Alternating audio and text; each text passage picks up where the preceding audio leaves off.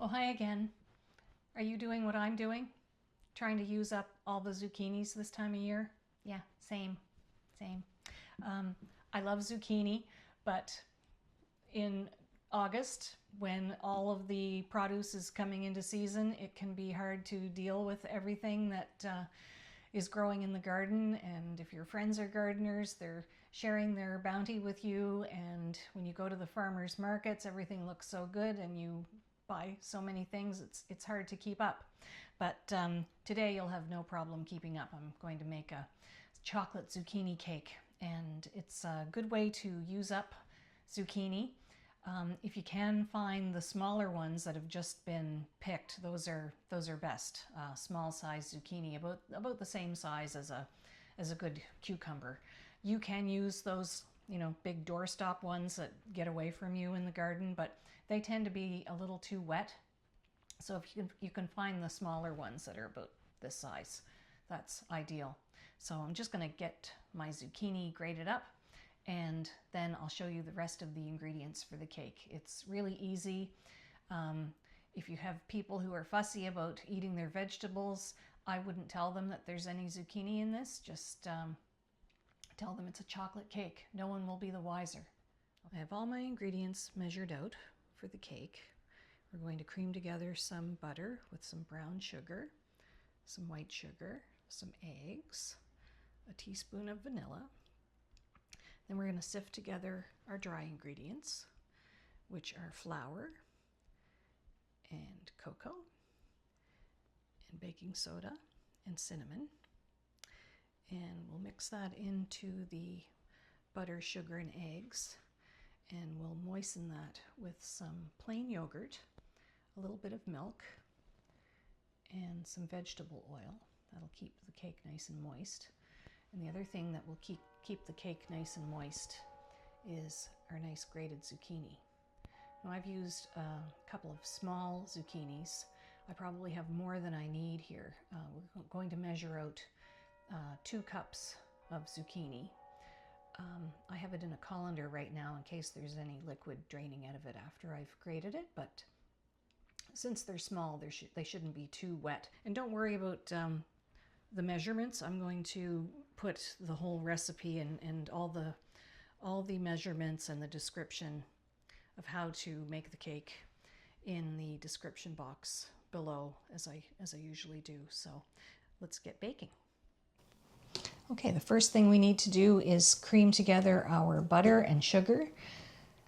So I have half a cup of butter, and that's at room temperature. I just cut it into cubes and put it in a little dish so it could come up to room temperature.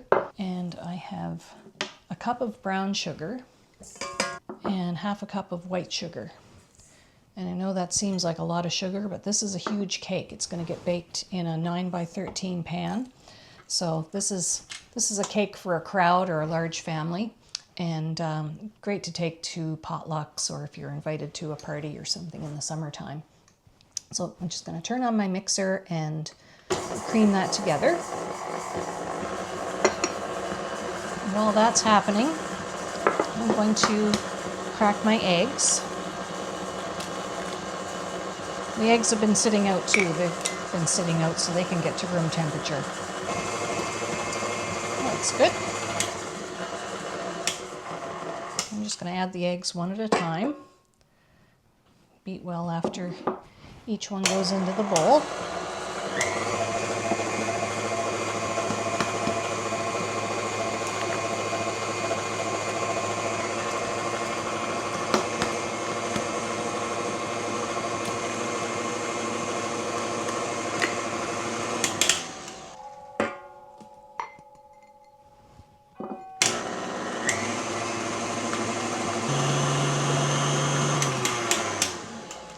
Gets the table shaking when that mixer goes. I'm just going to scrape down the sides of the bowl. Sorry about my clock chiming in the background. It always seems to chime just when I want to say something. So I'm just scraping down the bowl so that there's no butter and sugar stuck to the sides. And I'm going to grab my vanilla. That was a teaspoon of vanilla. And now I have my dry ingredients. So I have 2.5 cups of all-purpose flour, and you can either sift all of this together. And this isn't a fancy cake, it's just a 9 by 13 sheet cake, so you don't have to be so precious with the ingredients. That's 1/2 cup of cocoa, 2 teaspoons of baking soda, and a teaspoon of cinnamon.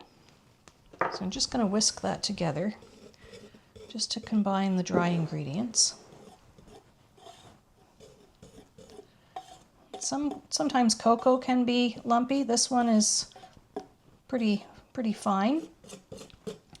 It's not lumpy at all. So if you had any lumps, just take extra care to whisk the flour and the cocoa and the baking soda together. And so we have our dry ingredients ready, and we're going to add those to the butter and sugar and eggs. And I'm going to start with 1/3 of the dry ingredients, and then I'm going to start adding in the wet, which are yogurt, canola oil or plain vegetable oil, just some sort of neutral oil, and a little bit of milk. So we'll start stirring that in with the mixer. Add a little bit of milk.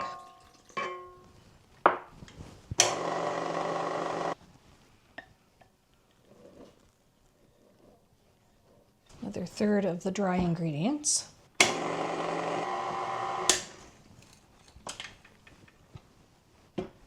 And we'll add in the yogurt. The order of the wet ingredients doesn't really matter. You're just trying to add a little moisture while you're folding in those dry ingredients.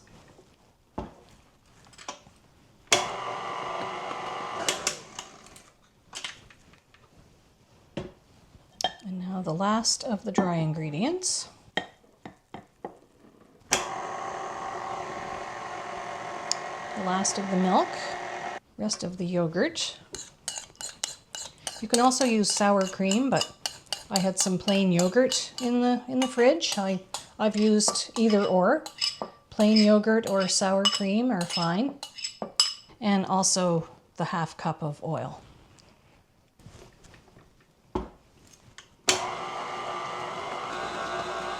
You don't want to over mix it.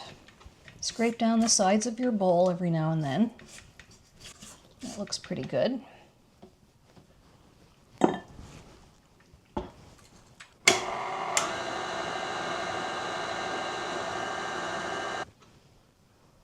That's perfect. Okay, now I'm just going to put these to one side and I'll get the zucchini. So this is the zucchini we grated earlier, and I'm just going to measure out 2 cups. I'm going to pack them in here. I had two smallish zucchinis, about the size of an English cucumber, and so I might have more than I need here, but so just pack it in. I had it sitting in a colander to see if any liquid would drain off, but none did. If you're using a big zucchini, you might get liquid draining out of the zucchini, but I wouldn't necessarily use one of those huge zucchinis in this anyway, so the smaller zucchinis aren't too overly wet. So there goes 1 cup over here, and the 2nd cup. And it looks like two small zucchinis is the perfect amount. So I will use all of that. There's just a little bit left in here. I'm going to just throw that in. It's not enough that it's going to throw the recipe off. So we'll just fold that into the cake batter.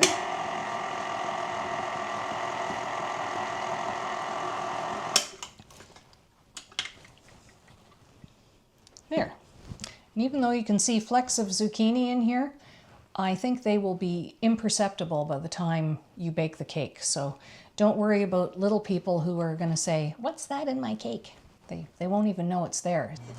See what a nice chocolatey batter that is? It's very rich. It's amazing the chocolate flavor you get out of just a tiny amount of cocoa. I've lined a 13 by 9 inch pan with parchment paper.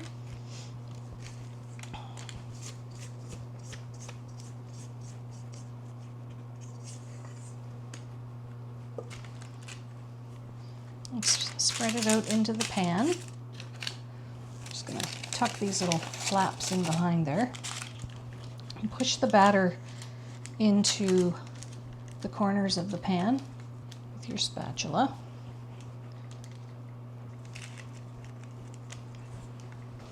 And then grab your chocolate chips. And we're just going to scatter those all over the top. Some of these will stay on the top of the cake and some of them will sink down into the cake. It just makes a really chocolatey snacking cake. Okay, so I've had my oven preheating to 325. So we're just going to slide this into the oven.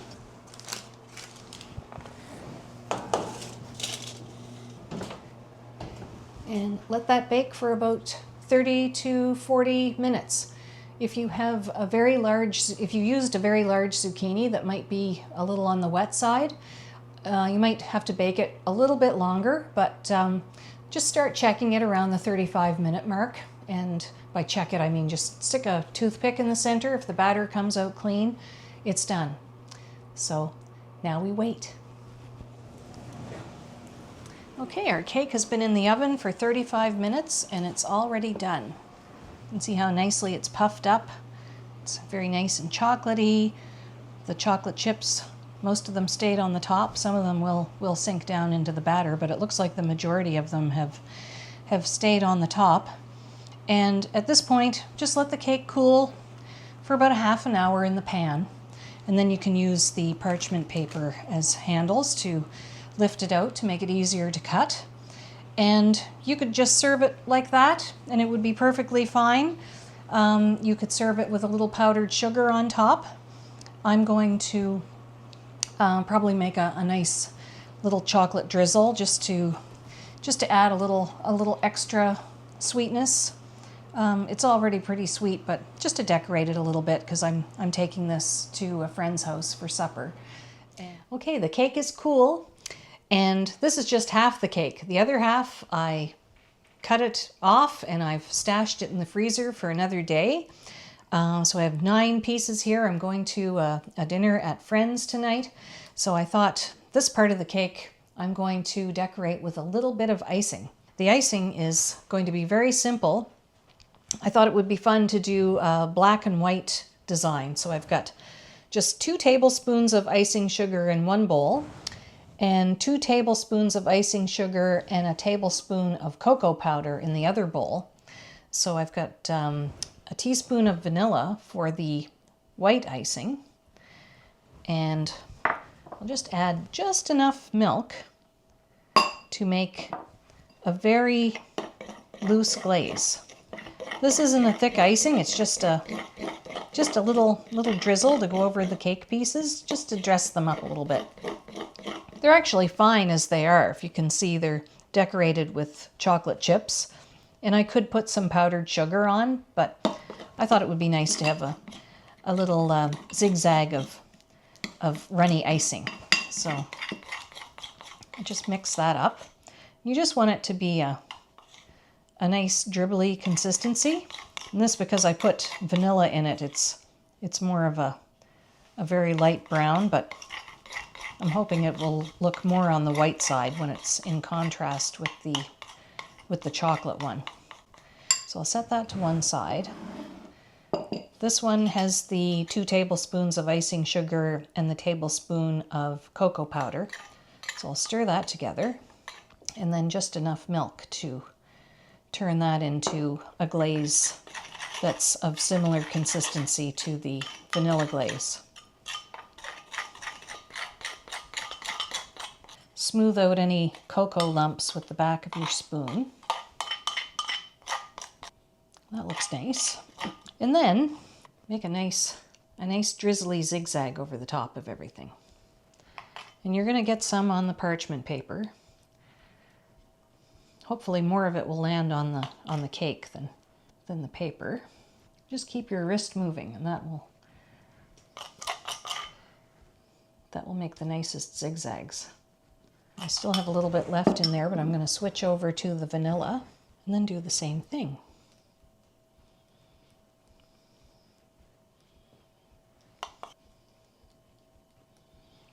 And I like to cut these into squares ahead of time before I do this decorating, because once you decorate it and then you start cutting into it, there's a chance that you could distort the design. So this allows the design to stay fairly intact. And you can just let these squares sit and the icing to set up. And then you can pack it into your container and take it to your friend's house. There. I think it's kind of pretty, but a little bit of chocolate, a little bit of vanilla. It just dresses it up a little bit. Again, completely optional. The chocolate chips were fine as a decoration. You could have put a little sifted icing sugar, but I think this is nice if you're serving it to friends. Let's see what this tastes like. So here is the chocolate zucchini cake, and it is so moist and fudgy.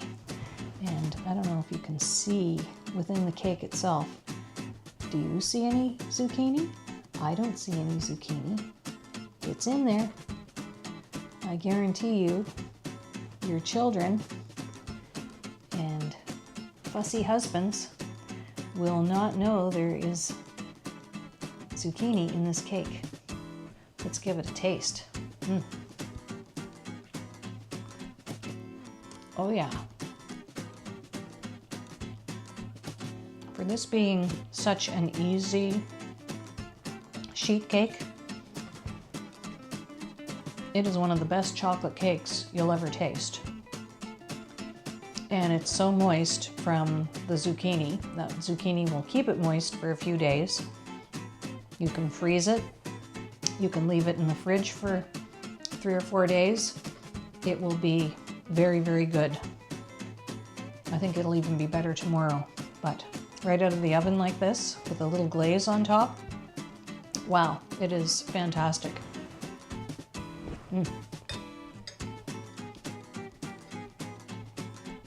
Look, Ma, no zucchini. It's in there, I guarantee it. I hope you'll give this recipe a try. My apologies for talking with my mouth full, but this is fantastic cake. Thanks for watching.